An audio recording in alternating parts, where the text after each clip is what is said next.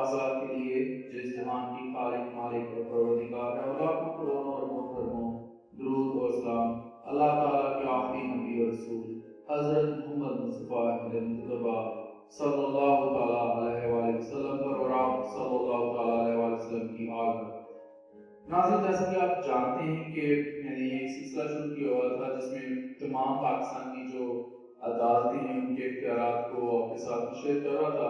تو یہ اس سلسلے کی یہ لاسٹ ویڈیو ہے۔ اس میں ہم لوگ جو 3 قسم کے مجسٹریٹ ہوتے ہیں، یعنی کہ درجہ اول، دوم اور سوم کے، ان کے جو اختیارات ہوتے ہیں ان کو آج کی اس ویڈیو میں ڈسکس کریں گے، اور یہ ہمارا جو جورسڈکشنز ہیں کورس کی وہ سلسلہ جو ہے ختم ہو جائے گا۔ تو چلتے ہیں تو جانے کے لیے تیسرا پر۔ ناظرین، جیسا کہ میں نے بھی کہا، جیسا کہ آپ جانتے ہیں کہ میں نے ایک سلسلہ شروع کیا ہوا ہے پاکستان کی تمام عدالتوں کے اختیارات سماعت کا، جس میں میں نے آپ لوگوں کے ساتھ supreme court, high court, session court اور سیور کورٹ کے جو اختیارات سماعت ہیں ان کو شیئر کیا ہے۔ ناظرین، یہاں پر میں آپ کو بتا دوں کہ میں نے اس کی پلے لسٹ بھی بنا دی ہے۔ ناظرین، آپ یہ بھی جانتے ہیں کہ میری ویڈیوز جو ہوتی ہیں قانون کے طالب علموں، نوجوان وکلاء اور عام پاکستانیوں کے لیے ہوتی ہیں جو قانون میں دلچسپی رکھتی ہیں۔ سینئر وکلاء کو تو پتہ ہوتا ہے جو کیس ان کے پاس آیا ہے وہ کون سی عدالت میں دائر کیا جائے گا، جبکہ جونیئر وکلاء کو اتنا پتہ نہیں ہوتا، وہ تو ویسے ہی سینئرز کے عطا کا شکار ہوتے ہیں۔ مذاق کر رہا ہوں، برا نہیں ماننا۔ تو اس لیے میں نے یہ جو سلسلہ تھا شروع کیا تھا تاکہ آپ کو پتہ چل جائے کہ ان دی کورٹ آف سے آپ کے پاس جو کیس آیا ہے وہ کون سی کورٹ میں جانا ہے، جو ان دی کورٹ آف آپ اس کو لکھنا ہے اس کے آگے کون سی کورٹ۔ اس لیے آپ کو پتہ ہونا چاہیے ہر کورٹ کا، ہر عدالت کا اختیارات سماعت جو ہے وہ کیا ہوتا ہے۔ اور میں کوشش کروں گا آپ کے ساتھ کہ یہ جو میں نے سول جج کے جو آپ لوگوں کے ساتھ شیئر کیا ہے اختیارات کو، ان کو بھی یہ جس طرح اس ویڈیو میں نے کمپائل کیا ہے درجہ اول، دوم اور سوم کے جو اختیارات ہیں مجسٹریٹس کے، اسی طرح ان پر بھی ایک کمپلیٹ ویڈیو بنا دوں گا۔ وہ ویڈیو کسی میں انگلش میں تھی، یہ میں انشاءاللہ آپ کے ساتھ اردو میں بناؤں گا، آپ کے ساتھ شیئر کروں گا تاکہ آپ لوگوں کو پتہ چل سکے۔ مجسٹریٹ درجہ اول کا اختیار آپ کو بتا دیں، مجسٹریٹ درجہ اول زیادہ سے زیادہ جو ہے 3 سال قید یا قید تنہائی جو قانون کے تحت لاگو ہو 45,000 روپے کے جرمانے کے علاوہ عرش یعنی کہ ایسا معاوضہ یا ہرجانہ جو ضرر رسیدہ شخص کو ادا کیا جاتا ہے وہ جو ہے عائد کر سکتا ہے۔ یہ اختیار جو ہے یہ کس کے پاس ہے؟ یہ مجسٹریٹ درجہ اول کے پاس ہے، اس کی عدالت کو یہ اختیار حاصل ہے۔ نمبر 2، ضابطہ فوجداری کی دفعہ جو 12 ہے اس کے تحت مجسٹریٹ درجہ اول کے پاس موبائل کورٹ کا اختیار بھی ہوتا ہے۔ ناظرین، میں اپنی کسی ویڈیو میں موبائل کورٹ کے کردار اور قانون کے اطلاع پر ویڈیو بناؤں گا، انشاءاللہ عز و جل ضرور بناؤں گا، اور یہ بہت اہم ویڈیو ہوگی۔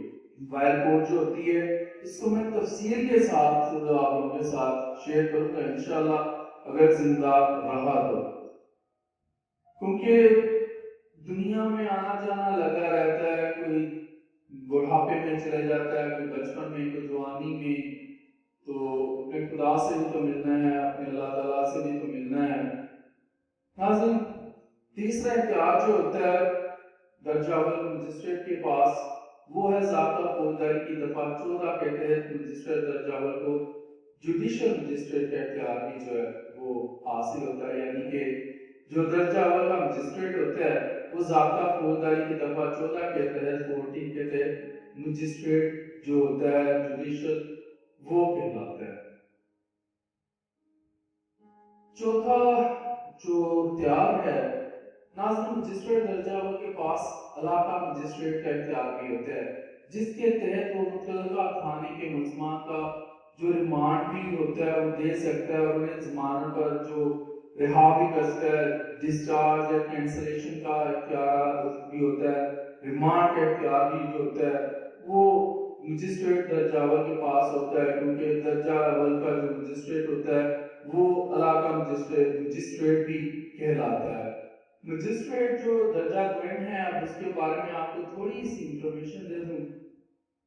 مجسٹریٹ درجہ دوئم جو ہے زیادہ سے زیادہ 1 سال قید یا قید تنہائی اور 5,000 تک جرمانے کی جو ہے وہ سزا دے سکتا ہے. یہ اختیار درجہ دوم کا مجسٹریٹ جو ہے اس کو حاصل ہے. اب مجسٹریٹ درجہ سوئم جو ہے اس کے اختیار کے بارے میں آپ کو بتا دوں کہ اس کے بعد ہماری ویڈیو کا اختتام ہو جائے گا. اس ویڈیو کو ہم کنکلوڈ کر لیں گے، اس کا کنکلوڈ کر دیں گے.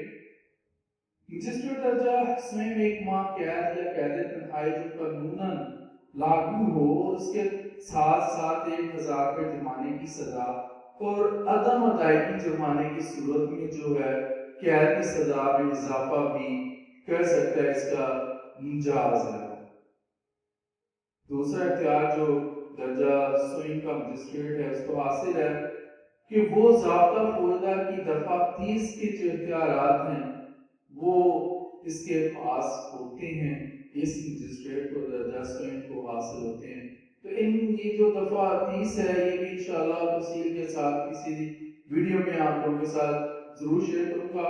اور کوشش یہ ہوتی ہے کہ زیادہ ویڈیو لمبی نہ ہو اور آپ لوگوں کو تھوڑی سی چھوٹی سی ویڈیو میں کافی زیادہ انفارمیشن دے دوں. تیسرے نمبر پر ہے مجسٹریٹ درجہ سوئم کو مجسٹریٹ درجہ اول کے اختیارات دیے جاتے ہیں جس کے تحت مجسٹریٹ کو سزائے موت کے علاوہ باقی تمام سزائیں دینے کا اختیار دیا جاتا ہے. مجسٹریٹ درجہ سوئم کے پاس زیادہ سے زیادہ جو قید سزا دینے کا اختیار حاصل ہے وہ 7 سال تک کی جو سزا ہے وہ جو ہے مجسٹریٹ درجہ سوئم وہ دے سکتا ہے. تو ناظرین آج کے لیے اتنا ہی. زندہ رہا تو آپ کے ساتھ پھر انشاءاللہ اپنی اگلی ویڈیوز میں ملوں گا. اجازت دیجیے. اللہ حافظ.